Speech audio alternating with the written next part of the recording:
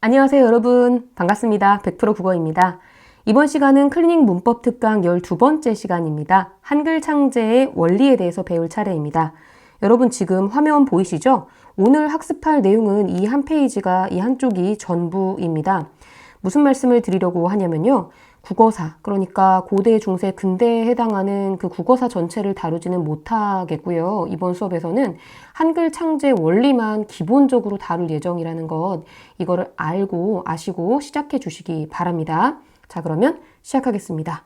여러분, 한글 창제 원리입니다. 한글은 우리가 지금 쓰고 있는 단어고요. 원래는 이렇게 쓰게 됩니다. 한글 할 때 요 한이라는 글자는 크다라는 의미가 있습니다. 그래서 큰 글자다 라고 해서 1910년 그 이후에 주시경 선생님이 붙인 이름이에요. 그리고 그 이전에 개화기 때는 국문이라는 단어를 썼었고요. 국문. 그리고 그 전에 이 한글을 하대 좀 낮춰서 멸시하는 의미에서의 언문. 또 여자들이나 쓰는 단어다. 그래서 왠지 암컷을 연상케 하는 그런 암글 이런 단어도 있었는데요. 이것은 바람직한 단어가 아닙니다. 그리고 이것이 창제되었던 1443년에 창제가 되고 1446년에 1443 저는 이렇게 443 이렇게 하고 3년간의 검토 과정, 동국정식 한자음을 잘 정리해서 이 3년간의 검토 과정을 거쳐서 반포를 하게 되는데요. 저는 왜 1443 이렇게 하면은 그 사랑하는 마음이 막 느껴질까요? 왜냐하면 세종대왕 이 한글을 직접 창제한 천재왕이라고 할 수 있을 텐데요. 이 세종대왕이 정말 킹 세종입니다. 세종대왕님이 훈민정음이라는 이름으로써 이 한글을 만드는데요. 백성을 바른 길로 가르치기 위한 그런 바른 글자다라는 겁니다. 백성을 가르치기 위한 바른 글자 이렇게 말입니다. 이 세종대왕님의 의도대로 이 새로운 글자는 백성들에게 새로운 삶을 열어 젖히는데요. 그런 의미에서 사실 훈민정음 서문을 보면 여러분 들어본 적 있으실 거예요. 우리나라의 말이 나란말싸미 중국과 달라서로 시작하는 그 훈민정음 서문에 보시면 여러 가지 그 세종대왕이 염두했던 정신들, 자주정신이라든지 창조정신, 실용정신 이런 것들이 담겨 있지만 저는 그 애민정신이 가장 강하지 않을까라고 생각해 봅니다. 백성을 사랑하는 정신 말입니다. 자, 정리해서 압축해 보겠습니다. 우리가 지금 한글이라고 부르는 이 글자는 세종대왕이 창제한 것으로 애민정신을 바탕으로 하여 만든 공식 명칭은 훈민정음이었다. 이렇게 말입니다. 그리고 우리가 이걸 쓸 때 이 만들었던 당시의 원리대로 쓰고 있는데요. 지금부터 자음과 모음의 창제 원리 두 가지를 배우실 텐데요. 사실 여러분 아실 거예요. 우리 글자가 두 개는 아니잖아요. 무슨 말이냐면 초성과 초성, 중성과 중성, 그리고 끝 종자, 종성, 끝소리 이렇게 해서 소리 성성성 해서 초중종, 처음, 중간, 끝 소리를 이렇게 모아 쓰게 되죠. 우리가 모아 쓰기. 이것은 세종대왕이 창제한 그대로의 그 형식을 그대로 쓰고 있는 건데요. 선생님 여기 소리가 3개인데 우리는 지금 자음과 모음 2개만 배우나요? 이렇게 할 수 있는데요. 이런 단어를 알아두시기 바랍니다. 종성은 말이죠. 그러니까 여기 종성 말입니다. 종성은 부용할 때 이 부자가 다시 부자고요. 다시 용자는 아실 거예요. 쓸 용입니다. 쓰다. 그래서 종성, 부용, 초성이란 말이 있습니다. 종성, 부용, 초성. 그러니까 종성은 다시 만들 게 아니라 초성과 종성의 소리가 굉장히 유사하므로 이 초성을 다시 쓴다. 그래서 우리의 부담을 확 줄여주셨죠? 자음과 모음 2가지의 창제 원리만 오늘 이 시간 저와 함께 배우게 되는 겁니다. 자, 그러면 들어가 볼까요? 자음의 창제 원리는요, 2가지입니다. 상형과 가획. 특히 내신을 준비하는 친구들은 반드시 외워줘야 될 부분인데요. 상형과 가획이라는 거예요. 이 상자가 모양 상자고요. 형자는 모양 형자입니다. 모양을 본뜬 거다. 이렇게 보시면 되고요. 제가 표를 미리 만들어 놨는데요. 이 표는 어느 문제집이나 거의 유사하게 이렇게 정리되어 있을 겁니다. 네. 기본자 5개가 상형으로 만들어졌다는 얘기인데요. 저와 함께 잠시 그림을 좀 그려보시죠. 사람의 옆모습, 코를 그리고 윗입술, 윗입술, 윗니 쭉 목구멍 내려가고요. 그 다음에 혀를 그리고요. 윗니, 아랫입술, 그리고 턱까지 이렇게 한번 나타내 볼게요. 자, 이 코였고요. 네, 윗입술, 아랫입술, 윗니, 아랫니, 혀 이렇게 나타내 보았습니다. 네, 이 상태에서요. 그를 발음해 보십시다, 여러분. 그. 난 놓고 기억자도 모른다라는 그 속담처럼 기억은 시작을 여는 첫 번째 글자입니다. 그래서 그부터 해보자는 거예요. 그러면 여러분 이 혀가 이렇게 있을 때요. 혀 뒷부분이 올라가는 걸 느낄 수가 있을 거예요. 그걸 그대로 본딴 겁니다. 혀의 뒷부분, 혀의 안쪽 부분이 올라가면서 이 목구멍을 막는 듯한 모양새가 되는데 이것이 바로 기역입니다. 네. 그래서 여기는 제가 기역이라고 바로 적어 주겠습니다. 그리고 기역과 정반대가 되는 글자가 있어요. 정반대. 그러니까 느를 발음했을 때 이 혀끝이 올라가면서 여기를 건들게 됩니다. 느 이렇게요. 그래서 그 모양새를 본따서 그대로 느 이렇게 말이죠. 좀 빨간색으로 강조해 볼게요. 느 이렇게. 그래서 기본자 두 번째 이렇게 느 말입니다. 그리고 여기 나와 있는 그 소리는요. 어금니에서 발음이 된다라는 얘기예요. 해보시면 느낄 수 있을 거예요. 반면에 느는요. 이 혀뿌리 쪽이 아니라 혀 끝부분, 혀뿌리 쪽이 아니라 끝부분이 올라가면서 느 해서 윗니의 뒤에 잇몸을 치게 됩니다. 그래서 느. 그리고 입술 소리는요. 여러분 입술을 한번 그려보시면요. 이 무라는 발음이 입술을 붙였다가 떼면서 발음이 나거든요. 무 이렇게요. 그래서 이 모양 그대로 미음이라는 글자가 만들어지게 되는 거죠. 그래서 입술 소리 미음입니다. 그리고 이 소리는요. 여러분 윗니하고 아랫니가 만난다고 생각해 봅시다. 그럼 그림을 윗입술, 윗니, 아랫입술, 아랫니가 만나요. 이렇게 만나서 이 윗니와 아랫니가 만나는 이 모양새. 그래서 스 이렇게 되거든요. 스. 그래서 이의 모양을 그대로 본딴 글자가 바로 스입니다. 스 이렇게. 이 그림을 스스로 그리면서 이해할 수 있다면 금상첨화 훨씬 더 좋습니다. 왜냐하면 그 공부라는 것은 스스로 해나가는 거거든요. 그래서 여러분이 스스로 한번 해주셔야 돼요. 그 다음에 목소리, 목청소리라고도 하는데요. 이렇게요. 그리고 출판사에 따라서는 이 순우리말, 어금니 소리, 혀소리, 입술 소리, 이소리, 목소리가 아니라 한자를 가지고 설명하기도 하는데요. 아, 설, 순, 치, 후 이렇게 됩니다. 아, 설, 순, 치, 후인데요. 자, 후부터 얘기할게요. 후. 네, 목 아플 때 입인 후가 가셔야 되잖아요. 이게 목입니다. 후음. 그 다음에 그 치는 이인데요. 이치, 치과 생각해 보시면서 치음입니다. 순은 순. 왜 순 발음할 때 입술이 막 강조가 되죠? 입술 순입니다. 그리고 설은 혀설자예요. 혀설. 그래서 혀소리를 설음 또는 설단음 이렇게도 얘기를 합니다. 설음. 그리고 요게 바로 어금니입니다. 이렇게 그느무스라는 기본자 여기까지 잘 이해되셨나요? 그러면 더 나아가서 가획자라는 이 두 번째 원리, 가획이라는 원리를 할 텐데요. 획을 가짜가 더할 가짜입니다. 획을 더해주는 거예요. 근데 여기서 너무너무 신기한 게 뭐냐면요. 그냥 획을 더한 게 아닙니다. 의미가 있어요. 의미가 세상에. 소리의 세기라는 의미가 있는 거죠.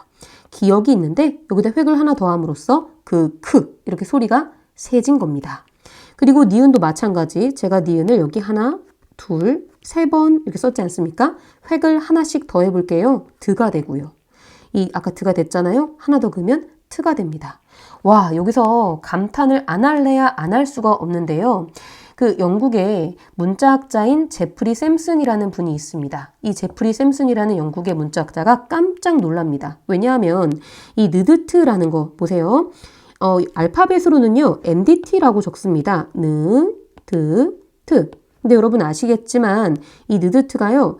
이 문자가 서로 모양이 유사하지가 않아요. 그런데 이 한글은 이거를 느, 드, 트라고 함으로써 이 안에 니은이 다 들어가 있거든요. 내 안에 니은 있다. 이 글자 안에 다 니은이 들어가 있어요. 그래서 같은 계열이라는 걸 우리는 니은 계열이에요 라는 거를 명확히 표시하면서도 획을 이렇게 하나씩 더해서 글자의 세기가 세진다는 것까지 표현했으니 여기서 이제 이 제프리 샘슨이 무릎을 탁 치면서 와 이거다. 이 알파벳도 사실은 음운을 소리값을 하나하나 나타내는 그런 소리 문자지만 음운 단위로 했다면 이 한글은 이 음운의 자질, 자격과 성질까지 나타낸 영어보다 알파벳보다 더 고도로 발달한 문자구나 라는 어떤 칭찬을 하게 되고요. 이것은 틀린 말은 아닙니다. 네, 그래서 느드트 소리의 세계에 따라 획을 더했다 라는 것을 기분 좋게 공부하시기 바랍니다. 자부심을 갖고 말이죠.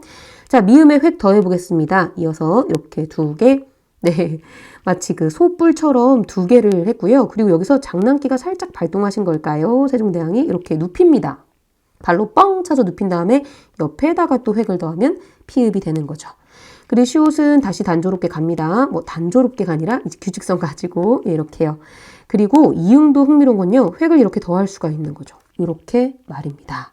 그러면 지금 기본자 5글자 했고요. 그리고 가획자 9글자를 했는데요. 여러분 이렇게 획을 더함에 따라서 소리의 세기가 세지는 걸 느낄 수가 있을 거예요. 그리고 확실하게 해두기 위해서 여러분 손바닥을 쫙 펴보세요. 손바닥을 쫙 펴보시고 손가락이 5개잖아요. 우연의 일치일까요? 그느무스 손가락을 접으면서 저와 함께 해보세요. 그느무스 이렇게 5개의 기본자가 상형에 의해서 만들어졌으며 소리의 세기에 따라서 획을 더해서 그 자질을 표현했다까지 이해하시기 바랍니다. 여러분 그리고 이채자라는 독특한 녀석이 있는데요. 이자가요 한자로 다를 이자입니다. 그래서 우리가 좀 비슷한 부류의 사람끼리 만나면 동질감을 느끼잖아요. 동질감. 반대말은 이질감. 뭐 이것뿐만이 아닙니다. 사실 많이 쓰이는데요. 이자가 다를 이자고요. 채가 모양입니다. 몸체. 모양을 좀 다르게 하는 글자다. 왜냐하면 좀 주의하셔야 될 게 그 앞부분까지는요. 이 소리의 세기로서 획을 더했단 말이에요. 근데 이채자는 그런 소리의 세기랑 관련이 없다. 그러니까 기본자부터 가획자까지 이어지는 이 질서 있잖아요. 이 규칙성에서 좀 벗어나 있다. 예외적이다 라 보시면 됩니다. 그래서 여기다가 이렇게 제가 순서대로 이렇게 이 리을은 디귿이 여기 들어가 있네요. 그렇죠? 그리고 여기다가 이렇게 쓸 텐데요.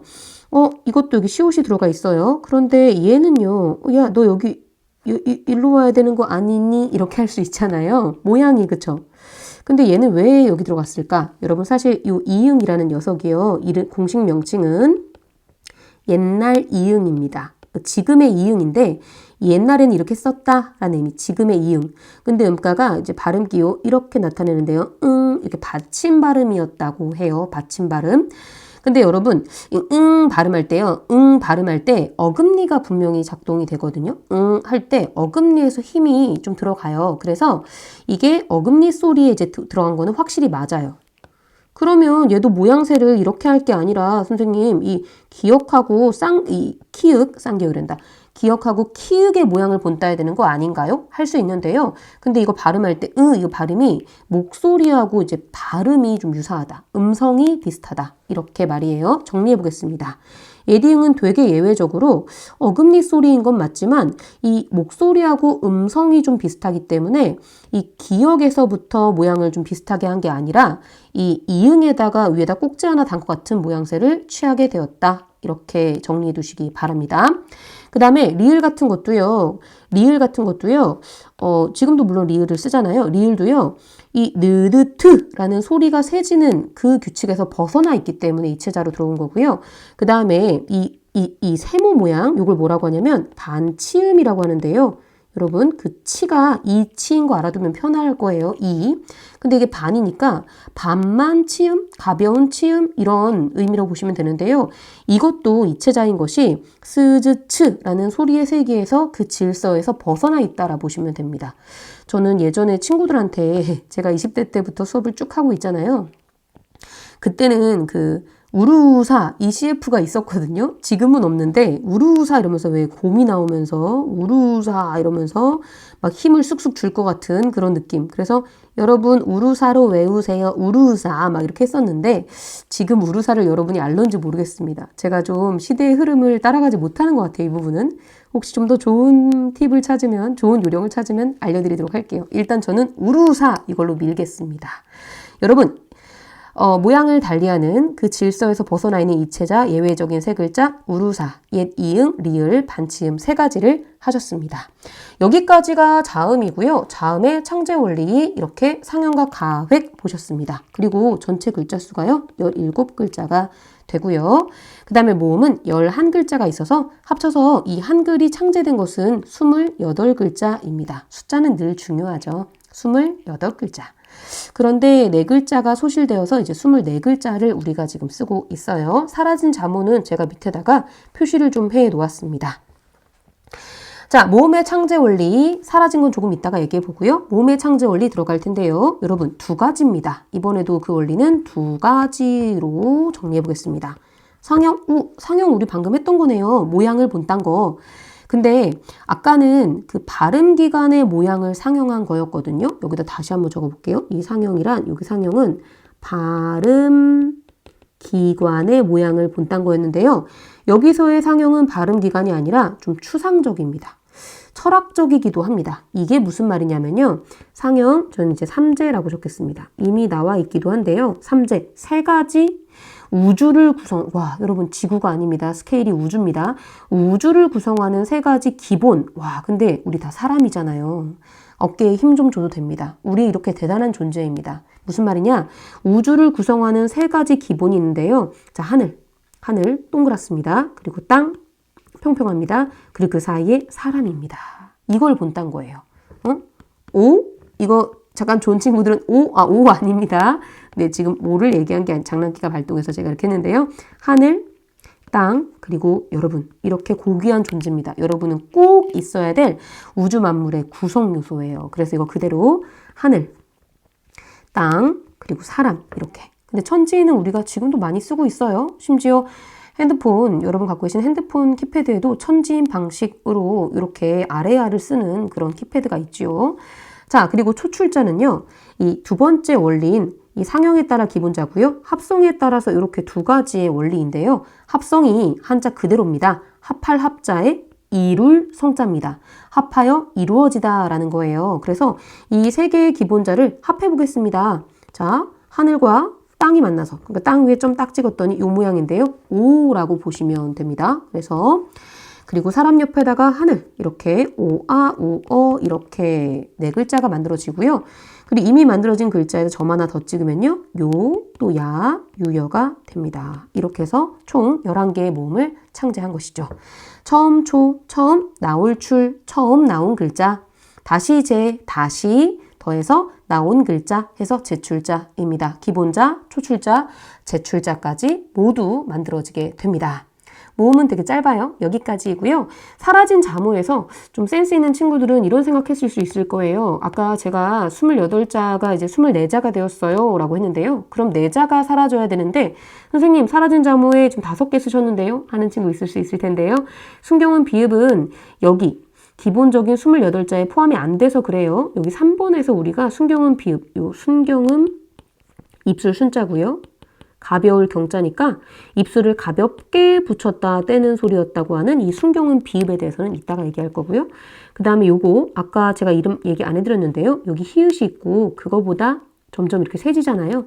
여린 소리라고 해서요. 여린 히읗이라고 부릅니다. 여린 히읗이라고 으시요 이렇게 이라고 부르고요. 그 다음 순경음 반치음 그리고 옛 이응입니다. 여러분 옛 이응 지금 안 씁니다. 그리고 아래 아까지. 저는 근데 왠지 이거 볼 때마다 캐릭터가 생각이 나는데요. 여러분 눈입니다. 네, 코고요. 귀엽죠? 네, 귀엽지 않습니까? 그리고 귀 있어야 되겠죠? 귀. 근데 이 귀가 이제 순경음 비읍. 그리고 이쪽은 귀가 머리카락이 좀 가려졌나 봐요. 점 하나만 찍을게요. 이렇게 해서 자, 안 보고 해보세요. 눈 하나 그리고 눈 둘 그리고 코 그리고 순경음 비읍 귀 그리고 점 하나 찍어서 마무리하면 되겠습니다. 이렇게 4가지 문자는 지금 쓰지 않고 있는 거죠. 자, 그리고 오늘 사실 수업의 하이라이트는 다 됐습니다. 자음과 모음의 창제 원리니까요. 그런데 사실 기본자인 28글자에 들어가지 못했지만 기본적인 이 28자에 포함이 못됐지만 한글 자모는 확장하는 방법이 3가지가 있었으니 병서와 연서와 합용입니다. 그런데 이미 이 글자에 힌트가 있습니다. 무슨 말이냐면요. 병자는 나란히란 뜻이에요. 나란히, 나란히, 나란히, 나란히. 네. 사실 병수와 연서는 둘 다 자음을 만드는 거고요.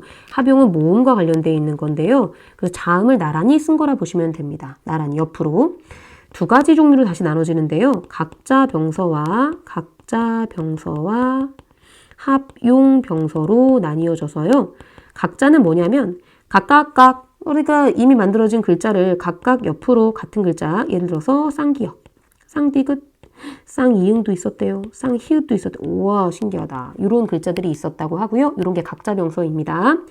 그 다음에 합용은요. 합할합 이걸 확실하게 해주세요. 쓸 용, 그래서 합쳐 쓰다라는 의미로 비읍게, 비읍으로 시작하는 말들이에요. 이런 것들 시옷게, 시옷으로 시작하는 말들이고요. 비읍 시옷게도 있었대요. 비읍 시옷을 시작하는 이런 것들이 바로 합용병서입니다. 나란히, 나란히, 나란히 옆으로 나란히 쓴 거죠. 그리고 연자는요. 이을 연자입니다. 선생님 어떻게 이어요? 자, 첫 번째 글자 썼으면 세로로 이어주는 거예요. 병서는 화살표로 기억해도 좋아요. 병서는 나란히 옆으로, 연서는 밑으로 이렇게 말입니다. 그래서 어떤 것들이냐면요. 흥미로운 건 그 순음이 무, 브, 프 이런 계열이 있단 말이에요. 여기 밑에도 이렇게 이런 식으로 만들어진 게 바로 연서입니다. 그리고 이 중에 참고로 우리의 국어를 적는데 표시됐던 거는 이제 요것들이고요. 나머지는 이제 중국어의 발음을 좀 표시하는 데 도움을 줬던 친구들이라고 해요. 그런데 안타깝게도 이 순경은 비읍은 이미 한글이 창제될 때부터 소멸 단계에 들어가 있었다고도 합니다. 자, 그리고 세 번째가 합용인데요. 제가 아까 모음이라고 했잖아요. 사실 모음자가 11자인데 여러분 아시잖아요. 이 아으, 이 오아, 우어 이거 말고도 우리가 많은 모음들을 쓰고 있잖아요. 그러니까 이제 예를 들어서 바로 예를 들어 볼게요. 예를 들어서 합쳐가지고 오 만들었어요? 한 번 더 합쳐볼까요? 와 이렇게 합쳐서 우어 뭐 이렇게 많이 쓰지 않습니까? 이런 것들이 합용이라고 보시면 됩니다. 자, 여러분 어떠셨나요? 여기까지 제가 한글 창제 원리에 대해서 설명을 좀 해보았습니다. 자음과 모음 그리고 그 밖의 한글 자모의 확장 방법까지 좀 다루어 보았고요. 안타까운 것은 제가 그 중세국어 전반에 대해서는 이 강의에서 다루지 않았다는 게 좀 아쉽습니다. 이 아쉬움 때문에 혹시 나중에 올리게 될지도 모르겠습니다. 오늘 수고 많으셨고요. 여기까지요. 그리고 질문은 언제나 환영입니다. 제 개인 연락처로 주시거나 우리 수업 때 하시거나 또는 댓글로 질문 주셔도 됩니다. 네, 감사합니다. 여기까지입니다.